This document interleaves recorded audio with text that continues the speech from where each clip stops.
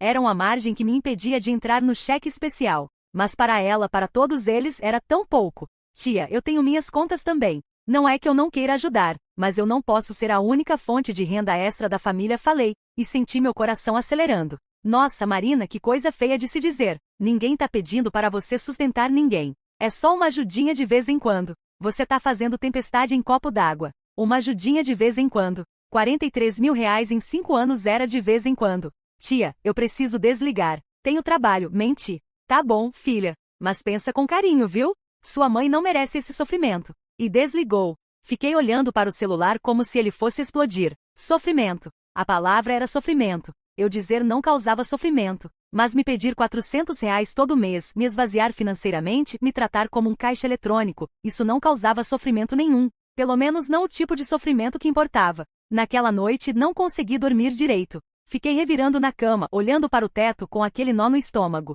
Às 4 da manhã, levantei, fui até o computador e abri uma planilha. Comecei a colocar tudo. Cada transferência, cada Pix, cada ajudinha. Coloquei datas, valores, descrições. Janeiro de 2018, R$ 1.200, conserto do carro do pai. Março de 2018, R$ 400, conta de luz. Abril de 2018, R$ 350, mercado. Junho de 2018, R$ 600, dentista da Júlia. Continuei até chegar em setembro de 2023. A planilha tinha 12 páginas. 12 páginas de ajudinhas. Salvei o arquivo com o nome Histórico Familiar e fechei o computador. Não sabia o que ia fazer com aquilo, mas precisava que existisse. Precisava provar para mim mesma que eu não estava louca. No sábado de manhã, meu celular explodiu. Mensagens no grupo da família, um grupo que eu raramente olhava porque era basicamente minha mãe mandando correntes de bom dia e a Júlia compartilhando memes. Mãe, pessoal, precisamos conversar sobre um assunto sério. Almoço aqui em casa domingo, 13 horas. É importante que todos estejam presentes. Meu estômago revirou. Eu sabia exatamente o que era. Era a convocação oficial. A reunião de intervenção. Tinham tentado por mensagem, por telefone, por intermediários. Agora era o confronto direto. Júlia respondeu primeiro. Estarei aí, mãe. Meu pai, combinado. Tia Cláudia, que nem morava conosco, mas estava no grupo. Conto com vocês para resolverem isso em família. Todos olhando para mim, esperando minha resposta. Eu podia sentir a pressão através da tela. Digitei. Não poderei ir. Tenho compromisso. Enviei antes de conseguir inventar uma desculpa melhor. Minha mãe ligou em 30 segundos. Não atendi. Ela ligou de novo. E de novo. Na quarta tentativa, atendi. Marina, que história é essa de compromisso? Que compromisso mais importante que sua família? Mãe, eu já tinha um compromisso marcado para domingo, menti, tentando soar firme. Desmarca. Isso é sobre a família. É sobre a gente conseguir funcionar como uma unidade. Você não pode simplesmente. Mãe, eu cortei, e minha própria voz me assustou.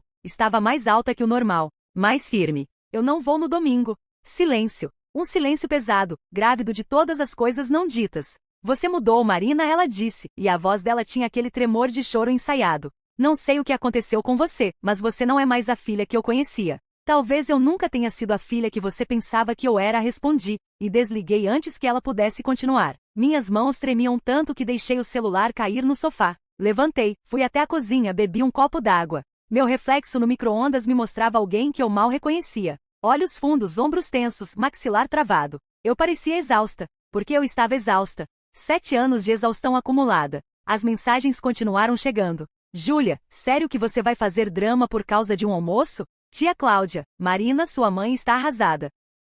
Reconsidere. Meu pai, isso não é jeito de tratar sua mãe. Mutei o grupo. Pela primeira vez na vida, simplesmente silenciei o grupo da família. A notificação sumiu. A pressão não sumiu, mas pelo menos eu não precisava ficar vendo. Passei o sábado inteiro ansiosa. Limpei o apartamento inteiro, lavei roupa, organizei gavetas que não precisavam ser organizadas. Qualquer coisa para manter as mãos ocupadas e a mente longe do domingo que se aproximava. Porque eu sabia que mesmo não indo, o domingo existiria. Eles estariam lá falando de mim, sobre mim, construindo uma narrativa onde eu era a vilã. Domingo de manhã acordei às 6, mesmo sem alarme. O corpo já sabia que algo estava errado. Fiz café, sentei na varanda do apartamento e fiquei olhando a rua vazia. Eram 7 da manhã. Tinha 6 horas até o almoço que eu não iria. Às 10 horas, pensei em ligar e dizer que tinha mudado de ideia. Às 11 horas, pensei em pelo menos mandar uma mensagem no grupo. Meio-dia, travei o celular e coloquei do outro lado do apartamento. 13 horas e 15, o telefone começou a tocar. Ignorei. 13 horas e 40, mensagens começaram a chegar. Continuei ignorando. 14h20, a campainha do meu apartamento tocou. Gelei. Olhei pelo olho mágico. Era a Júlia. Minha irmã mais nova estava na porta do meu apartamento, de braços cruzados, com aquela cara de quem não vai embora até conseguir o que quer. Pensei em não abrir. Pensei em fingir que não estava em casa. Mas o carro estava estacionado embaixo. Ela sabia que eu estava ali. Abri a porta, mas não completamente. Deixei a corrente de segurança no lugar. Júlia, eu disse, tentando soar neutra. Marina, abre essa porta direito.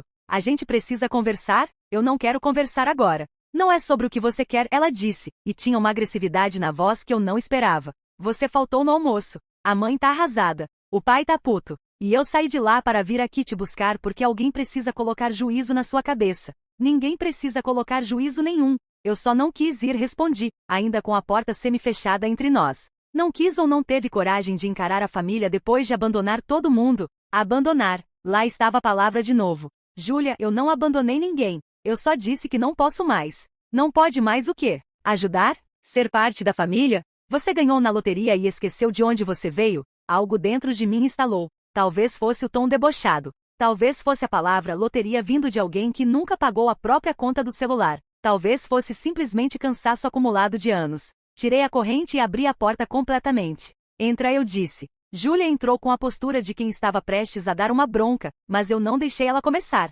Senta, eu disse, apontando para o sofá. Ela sentou, ainda com os braços cruzados. Fui até o quarto, peguei meu notebook, voltei e sentei na poltrona em frente a ela. Você quer saber por que eu não fui no almoço? Porque eu não quero mais ajudar. Abri o notebook e girei a tela para ela ver a planilha. Júlia olhou para a tela, franzindo a testa. O que é isso? Isso, eu disse, e minha voz estava surpreendentemente calma. É o histórico de todos os Pix, transferências e pagamentos que eu fiz para a família nos últimos 5 anos e meio. Ela olhou mais de perto, começando a rolar a página com o mouse.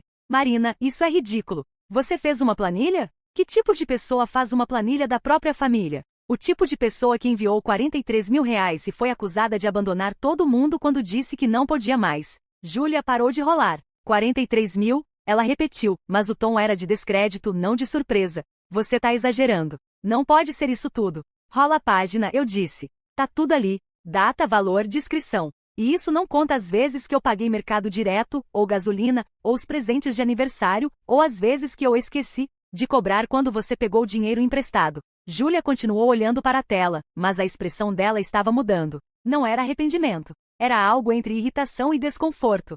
Ok, talvez você tenha ajudado mais do que eu lembrava, ela disse, afastando o notebook como se ele queimasse. Mas ninguém te obrigou, Marina. Você fez porque quis. Ninguém botou uma arma na sua cabeça. Eu ri. Foi uma risada seca, sem humor. Você tem razão. Ninguém botou uma arma. Vocês botaram culpa. Toda vez que eu pensava em dizer não, a mãe suspirava aquele suspiro de mártir. Ou o pai fazia aquela piada sobre eu ser certinha demais. Ou você mandava mensagem dizendo, mana, só você pode me salvar. Não precisava de arma. A culpa funcionava melhor. Agora você tá sendo dramática, Júlia disse, levantando do sofá. Família ajuda família. É assim que funciona. Não é uma transação comercial. Mas virou, eu disse, também me levantando. Virou quando ninguém nunca disse obrigada. Virou quando vocês pararam de perguntar se eu estava bem e só perguntavam se eu podia transferir. Virou quando o pai disse que eu devia aprender a aproveitar a vida enquanto eu pagava a conta de luz dele para ele poder aproveitar. Júlia cruzou os braços de novo, aquela postura defensiva que ela sempre teve quando era confrontada.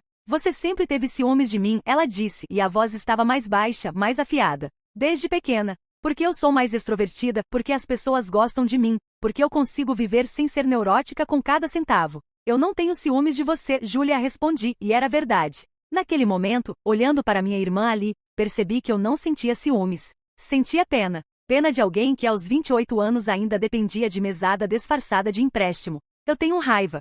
Raiva de ter sido usada. E nem de você especificamente. De todos vocês. Usada, ela repetiu, como se a palavra fosse absurda. Ninguém te usou. Você é tão chata, Marina. Tão presa nessas coisas de dinheiro. A vida não é só conta bancária. Não, não é, eu concordei. Mas você sabe o que eu não consigo fazer porque minha conta bancária sempre tá no limite? Viajar, fazer terapia, comprar roupa nova, sair com amigas sem ter que calcular cada real. Você sabe quantas vezes eu recusei convite porque tinha acabado de mandar 500 reais para a mãe e não sobrou para mim? Júlia olhou para o chão. Por um segundo, pensei que ela fosse dizer alguma coisa. Algo como eu não sabia, ou me desculpa. Mas ela não disse. Você devia ter falado antes, foi o que ela disse.